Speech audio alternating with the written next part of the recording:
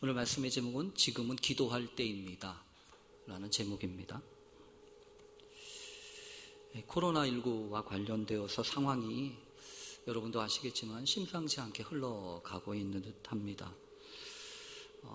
근데 생각해 보니까 불과 지난주도 아니더라고요. 일주일도 아니고 지난주 화요일인가요? 18일까지만 해도 우리들 모두가 이제 좀 이렇게 수그러드나 보다, 이렇게 좀 잠잠해지겠구나 라고 하는 생각을 가지면서 이제 언제 이게 좀 풀릴까라고 하는 그런 기대를 하지 않았습니까? 그런데 어떻게 하다 보니까 이게 하루아침에 훅 하니 거의 통제할 수 없는 상황까지 가는 것은 아닌가 할 정도로 정말 악화일로를 걷고 있는 것 같습니다.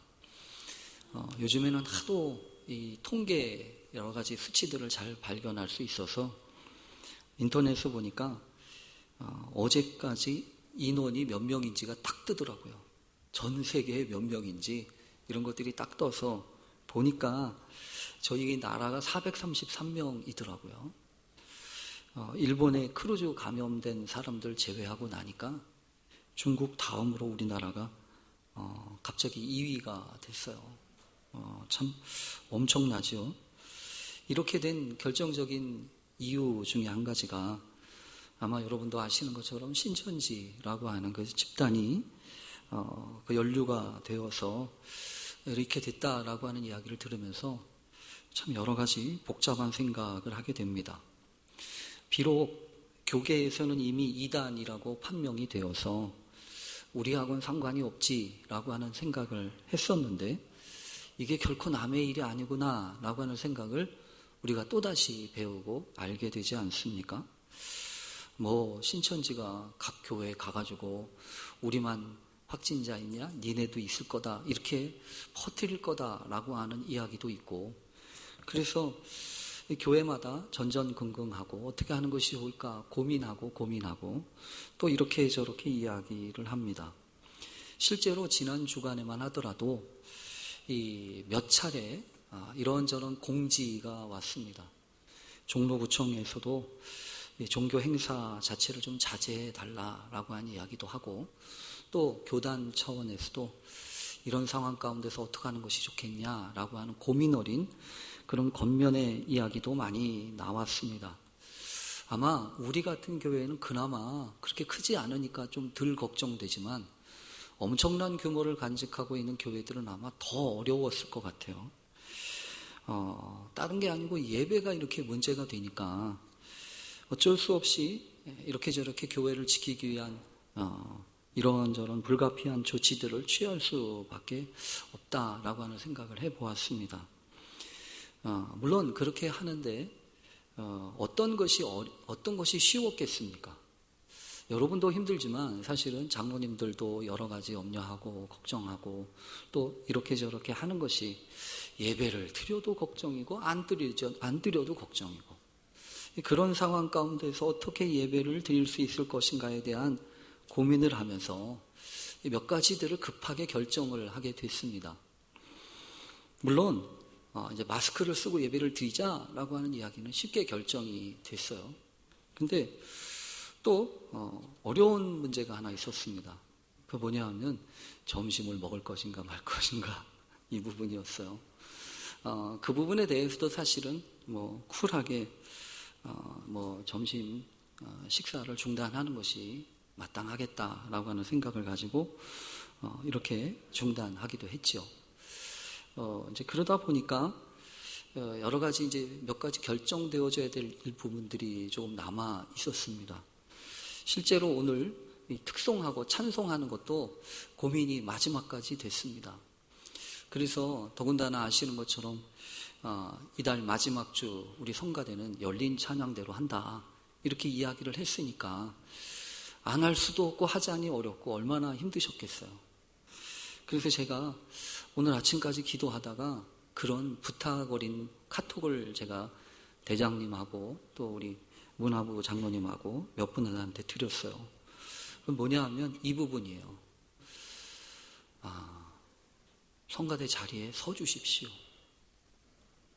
예배를 찬송을 하건 안 하건 찬송가 자리에, 특송 그 찬양대 자리에 서 주십시오. 그래서 오신 거예요. 그리고 또 한 가지를 제가 부탁을 했어요.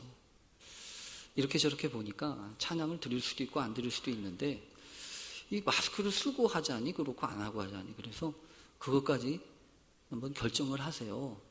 그래서 절반 이상이 마스크를 쓰고 하는 게 어렵다 싶으면 마스크를 쓰세요.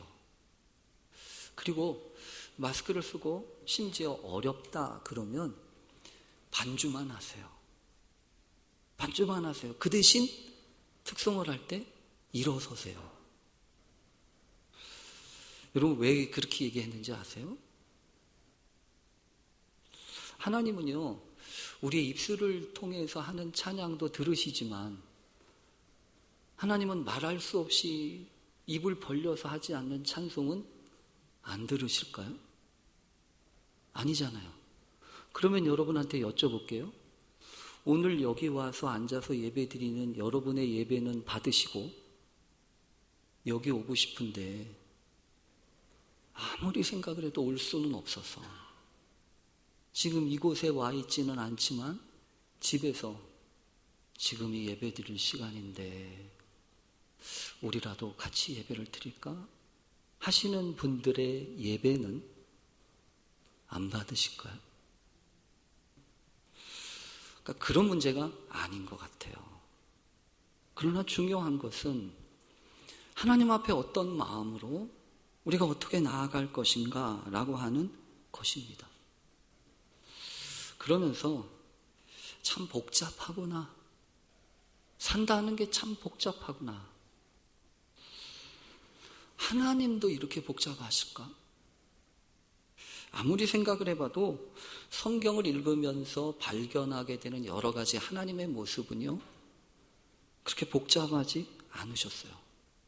오히려 복잡하고 엄격한 사람들은 누구였냐 하면 바리새인과 서기관들과 제사장들이었습니다. 오히려 예수님은 단순하셨습니다. 따뜻하셨습니다. 특히나 죄인들이라고 일컬어졌던 이들에게. 왜 그러셨을까요? 이들의 마음이 간절함이 있었고 겸손함이 있었기 때문입니다. 깨어진 마음이 있었기 때문입니다.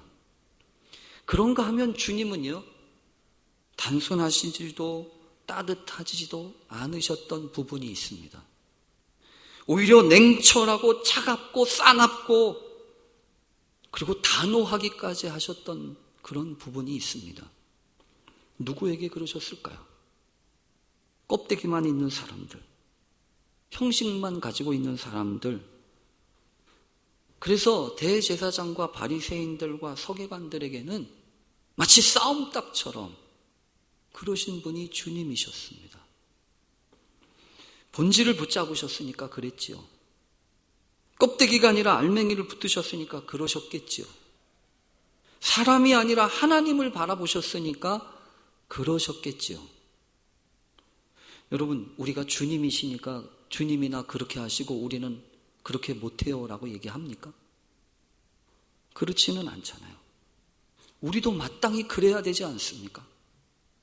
주님을 바라보고 하나님을 의지하고 하나님을 바라보는 것이 믿음이지, 다른 거 생각하고 다른 거 의지하는 건 아니잖아요. 여러분, 점점 늘어나고 있는 이 코로나 바이러스 확진자들, 또 더군다나 사망하신 분들이 발생하면서 더욱더 우리를 두렵게 합니다. 코로나 바이러스의 감염 때문에 걱정하고 염려되지만, 두렵지만 곰곰이 생각을 해보면 정말로 두려운 게 코로나 바이러스인가? 그것 때문에 죽을까 봐 그게 두려운 건가? 우리가 정말로 두려워해야 될 거는 그건가? 라고 하는 생각을 하게 됩니다. 오히려 있지요. 그 코로나 바이러스보다 더 무서운 게 뭐냐 하면 끈모를 이기심과 대책 없는 모렴치함으로 똘똘 뭉쳐서 어쩌면 우리 안에 이렇게까지 잔인할 수 있나, 이렇게까지 사람을 못 믿을 수 있나, 서로를 증오하고 또 자신을 보호하기 위해서 우리가 이렇게 할 수 있나 라고 하는 그런 부분들이 우리를 힘들게 하고 어렵게 하진 않습니까? 여러분, 성경에 보면 그래서 그런 고민이 됩니다. 여러분, 혹시라도 코로나 바이러스에는 안 걸렸어요. 그래서 죽지는 않았어요. 그런데 말이에요, 죄에는 빠져가지고 구원을 못 얻게 되면 어떻게 되나요? 오히려 성경에서 보면 우리가 정말로 두려워해야 되는 것은 어느 틈엔과 하나님의 뜻과는 전혀 딴 쪽으로 흘러가고 있는 우리의 악한 마음 아닙니까? 오히려 그렇게 가면 죽는 줄 알면서도 멈추지 못하고 계속 걸어가야만 하는 그 무지막지한 죄의 힘 아닙니까? 그래서 우리는 고민하게 됩니다. 과연 우리에게 구원이 가능한가? 우리는 어떻게 구원을 얻을 수 있을 것인가? 성경 로마서에 보면 사도 바울은 그렇게 고민했습니다. 이 사람이 구원을 못 얻은 게 아닙니다. 이미 그는 예수님을 만났고 십자가에서 그 보혈의 은총을 경험하고 거듭난 사람이었습니다. 그럼에도 불구하고 로마서 7장에 보면 내가 원하는 것은 행하지 아니하고 도리어 미워하는 것을 행하고 있습니다. 이러면서 하나님 앞에 오라 나는 곤고한 사람이로다. 이 사망의 몸에서 누가 나를 건져내랴. 이러면서 탄식하면서 자복하지 않았습니까? 결국 만약에 거기서 멈췄다고 한다면 세상에 안타까운 게 그것밖에 더 하겠습니까? 근데 성경은 이어지지요. 뭐라고 이어지냐면 우리 주 예수 그리스도로 말미암아 하나님께 감사하리로다. 그런즉 내 자신의 마음으로는 하나님의 법을, 육신으로는 죄의 법을 섬기노라. 그러므로 이제 그리스도 예수 안에 있는 자에게는 결코 정죄함이 없느니라. 이렇게 고백했다고요. 여러분, 우리도 마찬가지입니다. 하나님 앞에 설 때 하나님, 우리가 어떻게 서야 할지 하나님 바라보며 올바로 서게 해주십시오.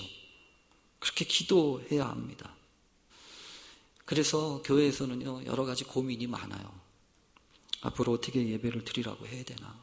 그래서 부랴부랴 이런저런 문자도 보내고요, 또 교회 못 오시는 분들에게 예배서도 보내드리고, 또 생각 같아서는 어저께 밤 늦게까지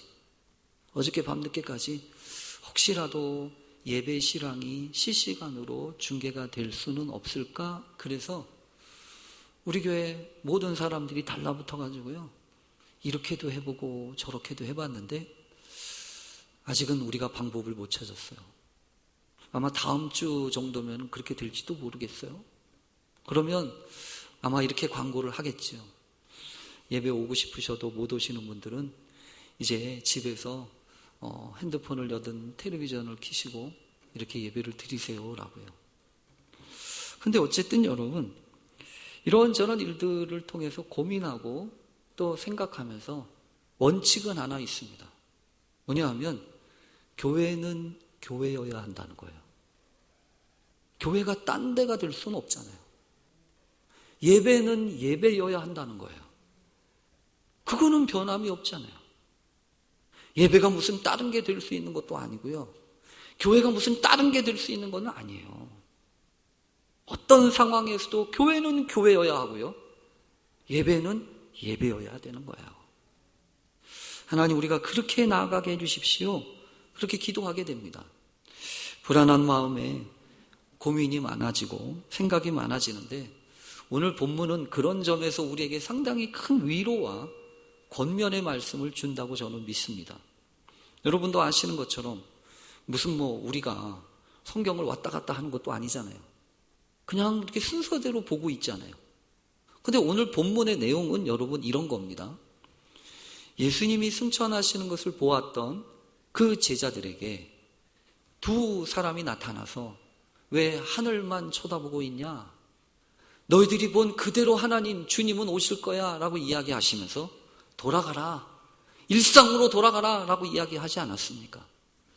그래서 마침내 이 제자들이 예수님이 승천하신 것을 보고 더 이상 보이지 않는 그 모습 가운데에서 이제 터덜터덜 돌아가게 됩니다. 그래서 오늘 본문은 그렇게 시작하는 겁니다. 제자들이 감람원이라 하는 산으로부터 예루살렘에 돌아오니, 다시 돌아올 수밖에 없었습니다. 그런데 여러분, 이 성경에 보면 두 가지 버전이 있어요. 어떤 버전이 있냐면 사도행전의 버전이 있고요, 누가복음의 버전이 있습니다. 근데 공교롭게 사도행전이나 누가복음은 똑같은 사람이 쓴 겁니다. 근데 여러분, 오늘 본문에 보면 예루살렘으로 돌아와서 이 돌아온 사람들이 어떻게 했다고 설명합니까? 이들이 어디로 갔다고요? 들어가 그들이 유하는 다락방으로 올라가니, 이러지 않습니까? 사도행전에 따르면 이 사람들 어디로 간 겁니까? 다락방으로 간 거죠. 근데 여러분, 누가복음은 조금 달라요. 누가복음을 제가 읽어볼게요. 누가복음 맨 마지막 끝이 이렇게 되어 있습니다. 예수께서 그들을 데리고 베다니 앞까지 나가사 손을 들어 그들에게 축복하시더니 축복하실 때에 그들을 떠나 하늘로 올려지시니 그들이 그에게 경배하고 큰 기쁨으로 예루살렘으로 돌아가. 여기까지는 똑같죠? 마지막이 달라요. 늘 성전에서 하나님을 찬송하니라. 누가복음은 어디로 갔대요? 성전으로 갔대요. 늘 성전에 가서 하나님을 찬송했대요. 근데 사도행전은 어떻게 했다고요? 성전으로 갔다고요? 어디로 갔다고요? 다락방으로 갔다고요. 어떤 게 맞을까요? 왜 이렇게 차이가 나는 걸까요? 차이가 나는 게 아니라 여러분, 이걸 이렇게 받아야 돼요. 먼저 성전으로 갔겠지요. 성전에 가서 아마 찬송도 했을 거예요. 그런데 그 찬송하고 성전에서 있다 보니까 이들이 안 거예요. 뭘 안 거냐면, 야, 여기에서는 하나님의 말씀, 예수님을 제대로 기다릴 수가 없겠다. 그래서 다락방으로 간 것 같아요. 여러분, 다락방이라고 하는 것은 이 원어에 보면 휘페론이라고 하는 뜻인데요, 집의 가장 높은 부분입니다. 그리고 여인들이 거처했던 그런 위층을 뜻할 때 그렇게 얘기합니다. 그래서 사도행전 9장에 보면 도르가라고 하는 그 과부가 살던 곳이 그곳이었고, 그 도르가가 죽었을 때 시체를 갖다 놓은 곳이 바로 그 다락방이었습니다.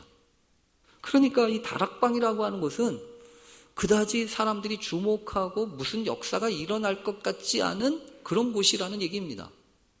다락방이라고 하는 것은 결코 거룩하지 않은 곳이라는 얘기예요. 그런데 여러분, 하나님의 역사가 거기에서부터도 시작될 수 있다는 얘기예요. 여러분, 저는 지난주에 그런 얘기했습니다. 좋은 때를 기대하지 마십시오. 언제나 좋은 때는 지금입니다. 때와 시기를 묻지 마십시오 라고 이야기를 했어요. 근데 오늘 또 한 가지 말씀을 드려야 될 것 같아요. 장소를 따지지 마십시오. 특별한 곳은 따로 없습니다. 어디가 특별한 곳입니까? 주님의 음성을 들을 수 있는 곳이 특별한 곳입니다. 주님의 말씀을 들을 수 있는 곳이 특별한 곳입니다. 주님을 만날 수 있는 곳이 특별한 곳입니다. 어디냐가 중요한 게 아니고 그곳에서 무엇을 하는가가 중요하잖아요. 여러분, 다락방에 올라간 이 사람들이 뭐 했답니까? 기도했답니다. 여러분, 그때 드렸던 이 기도는 어떤 기도였을까요? 이 사람들이 자신의 뜻을 이루기 위한 기도였을까요? 거룩한 곳에서 주님의 음성을 듣고 드리는 기도, 그 기도는 어떤 기도였을까요? 오늘 성경에 보면 또 다른 이야기를 우리에게 해줍니다. 무슨 일을 하려면 여러분 다 누구나 다 이것저것 신경 쓰이는 일이 있습니다. 왜냐하면 무엇이든지 그냥 뚝딱뚝딱 할 수 없기 때문에 그렇습니다. 무슨 일을 하든지 형식이 있고요. 과정이 필요하고 절차가 필요합니다. 그래서 중요한 게 있습니다. 그 과정과 절차에서 중요한 것이 있는데 뭐냐 하면 숫자입니다. 많은 사람들이 과정을 이야기할 때 숫자를 중요하게 생각합니다. 사실 여러분, 숫자라고 하는 것은 형식이라고 하는 면에 있어서 상당히 큰 위력을 갖습니다. 여러분 아시는 것처럼 이번 코로나 사태에서도 많은 사람들이 신경을 쓰게 되고 위축되게 되는 것이 무엇 때문입니까? 매일같이 업데이트되고 있는 그 확진자들의 숫자 때문 아닙니까? 또 앞으로 다가올 선거를 생각해 보면 사람들이 주목하고 사람들이 결정할 때 참조하는 것이 무엇입니까? 숫자예요, 숫자. 얼만큼 표를 얻었나? 몇 표를 받았나? 나를 지지하는 사람은 몇 프로인가? 이거 아니겠습니까? 결국 세상은 무슨 싸움입니까? 숫자 싸움입니다. 그런데요, 하나님의 역사도 그럴까요? 하나님의 일도 숫자로 따집니까? 오히려 믿음의 역사는 숫자하고는 관계가 없습니다. 오히려 우리한테는 크다니 작다니 많다니 없다니라는 말이 가능하지만 하나님은 그런 거 아무런 구애받지 않으세요. 여러분 일반적으로 사람들은 사이즈에 민감하잖아요. 그렇다고 한다면 우리가 분명히 이야기할 게 있어요. 하나님 사이즈도 있는 거예요. 하나님 사이즈가 있다고요. 우리가 해야 되는 일은 우리 사이즈를 경험하는 게 아니라 하나님 사이즈를 경험해야 되지 않겠습니까? 다윗은 골리앗의 그 규모에 눌리지 않았습니다. 기드온은 처음에는 많으면 좋은지 알았지만 시간이 가면 갈수록 많은 게 문제가 아니고 300명 가지고도 하나님의 역사를 이룰 수 있다고 하는 믿음을 배우지 않았습니까? 베세다에서 남자만 5,000명이나 되는 사람들을 먹이고도 12광주리가 남을 수 있었던 까닭은 누군가 이야기한 것처럼 200데나리온의 떡이었습니까? 그게 아니잖아요. 소년이 가지고 왔던 보리떡 5개, 물고기 2마리 가지고 주님 일하시지 않으셨습니까? 숫자를 무시해서도는 안 되지만 숫자의 함정에 빠지지도 말아야 합니다. 오히려 주님의 역사는 어떤 숫자이든지 뛰어넘으시는 줄로 믿습니다. 오늘 성경에 보면 재미난 게 있어요. 고린도전서 15장 6절에 보면 성경을 읽으시는 분들은 아마 아실 겁니다. 사도 바울이 부활하신 예수님을 보았던 사람들이 대충 몇 명이라고 이야기한 것을 기억하시죠? 대략 500여 명이라고 얘기합니다. 예수님이 부활하셨을 때 본 사람이 몇 명이라고요? 500명이라고요. 대략 500명. 근데 오늘 마가의 다락방에 몇 명이 있는지 여러분 아시죠? 바로 다음에 이어져 나오는 15절을 보면 모인 무리의 수가 약 120명이라고 얘기하지 않습니까? 그러면 우리는 쉽게 계산할 수 있어요. 500명 중에서 120명 남았으면 380명은 간 거예요. 없어진 거라고요. 그런데요, 성경을 보면 분명히 기억해야 합니다. 아까 장소가 중요하지 않았잖아요. 하나님의 역사는 사람의 숫자도 중요하지 않아요. 여러분, 우리는 그 숫자에 민감해요. 그러나 여러분, 분명히 기억해야 합니다. 숫자는 중요하지 않아요. 어떤 사람이 어떻게 모였는가, 이게 중요하다고요.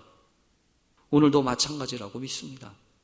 다만 한 명이 와도, 2명이 와도 하나님 앞에 신실한 마음으로 기도하고 찬송할 수 있는 사람들이라면, 하나님이 받으시는 기도를 드릴 줄 아는 사람이라면 하나님은 그 기도 받으시지 않겠습니까?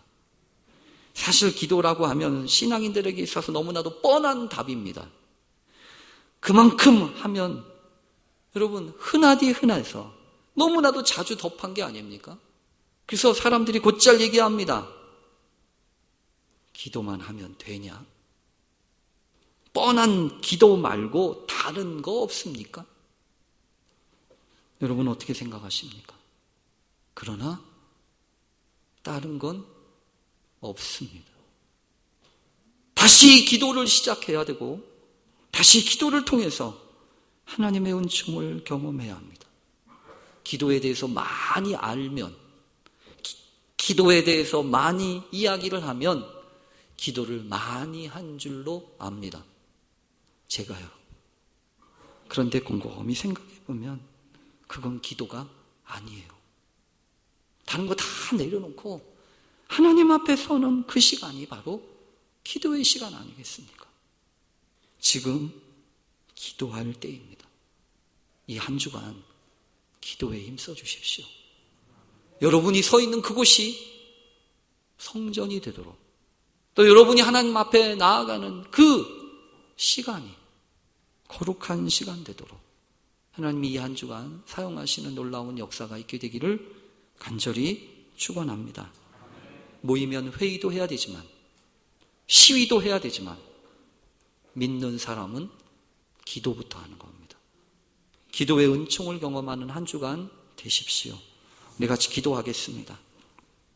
하나님 아버지, 말만 많이 하면 기도하는 줄 압니다. 그러나 주님,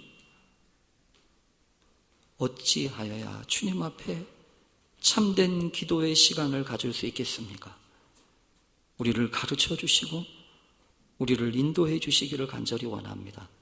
교회가 교회되게 하시고 예배가 예배되게 하셔서 하나님이 기뻐하시는 그런 믿음의 사람들이 다 되게 해 주시옵소서. 예수님의 이름으로 기도합니다. 아멘.